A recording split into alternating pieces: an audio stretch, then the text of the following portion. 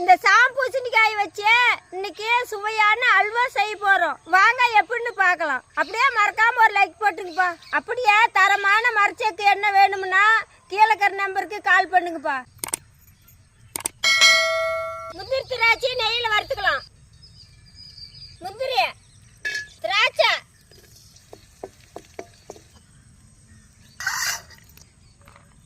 திருவண்ணா சாம்பூசணிக்காய்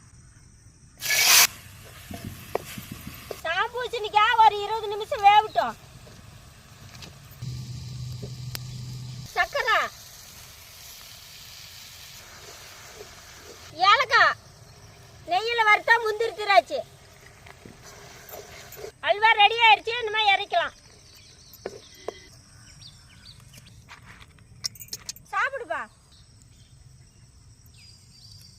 நான் செஞ்ச அல்வா எப்படி பார்த்துச்சு? சூப்பரா இருந்துச்சு பாட்டி.